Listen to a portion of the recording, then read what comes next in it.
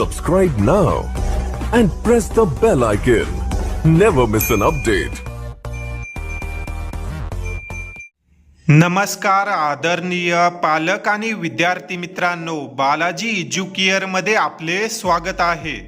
विद्यार्थी मित्रांनो, रीनीट 2026 चे निकाल लागल्यानंतर अनेक विद्यार्थी आणि पालकांनी निकालावर प्रश्नचिन्ह उपस्थित केले होते, परंतु जो काही पेपर लीक होता, शिक्षण मंत्र्यांचा राजीनामा झाला, त्यामुळे या विषयाकडे थोडंसं दुर्लक्ष झालेलं होतं। परंतु याच काळात काही विद्यार्थ्यांनी हायकोर्टमध्ये एक याचिका दाखल केली होती की जे काही त्यांचा OMR आहे व फायनल रिझल्ट आहे त्यामध्ये थोडेफार बदल झालेले आहेत व काही विद्यार्थ्यांचे मार्क कमी झाले आहेत। अशा प्रकारच्या ज्या काही अडचणी आहेत किंवा तक्रारी आहेत त्या आपल्यापर्यंत देखील आल्या होत्या।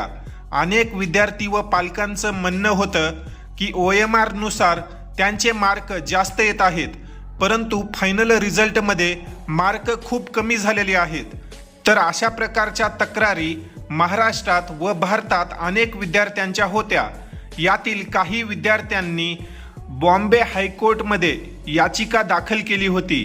त्या याचिकेवर काही दिवसापूर्वीच सुनावणी झाली असून आता यापुढे NTA ला त्याची जबाबदारी द्यावी लागणार आहे।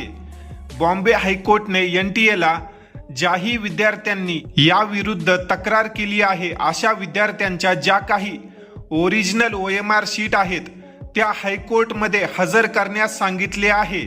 या प्रकरणाची गंभीर दखल घेत हायकोर्टने NTA ला संबंधित विद्यार्थ्यांच्या मूळ आन्सर शीट हायकोर्टमध्ये सादर करण्याचे आदेश दिले आहेत। त्यासोबतच NTA आणि केंद्र सरकारला नोटीसही देण्यात आलेले आहेत। मात्र इथे एक महत्त्वाची गोष्ट लक्षात घ्या की सध्या यावर अंतिम निर्णय झालेला नाही। पुढील सुनावणी 30 जुलै 2026 रोजी होणार आहे। त्याच दिवशी जे काही सत्य आहे ते सर्व विद्यार्थी आणि पालकांसमोर येणार आहे। जर NTA ने जे काही त्यांनी दावे केले आहेत की चुकीची माहिती विद्यार्थी देत आहेत, AI जनरेटेड इमेजेस आहेत, तर असं जर NTA ने सिद्ध केलं तर काहीही होणार नाही। परंतु जर विद्यार्थ्यांच्या मागण्या खऱ्या ठरल्या तर यावर हायकोर्टद्वारे योग्य निर्णय घेतला जाऊ शकतो व कदाचित जो काही रीनीट 2026 चा निकाल आहे तो देखील रिवाइज होण्याच्या शक्यता आहेत। परंतु हे सर्व पुढील सुनावणीवर अवलंबून असेल। ज्या काही अपडेट येतील त्या मी तुम्हाला आपल्या YouTube व्हिडिओ मार्फत तसेच WhatsApp ग्रुपवर अपडेट करेल। त्यामुळे सर्व विद्यार्थी आणि पालकांनी बालाजी एज्युकेअर सोबत कनेक्टेड रहा। जर तुम्हाला या टाइम टू टाइम अपडेट WhatsAppवर हवे असतील तर तुम्ही आपला WhatsApp ग्रुप देखील जॉईन करू शकता।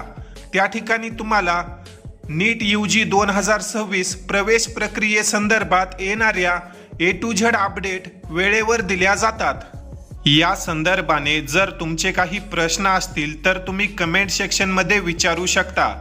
तसेच तुमच्या देखील OMR व फायनल रिझल्टमध्ये काही बदल झाले आहेत का हे आम्हाला कमेंट सेक्शनमध्ये नक्की कळवा, जेणेकरून महाराष्ट्रातील विद्यार्थी व पालकांना देखील ह्या तक्रारी आहेत हे आपल्याला समजण्यास मदत होईल।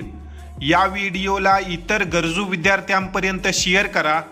या ठिकाणी आपण या व्हिडिओमध्ये थांबूया। धन्यवाद।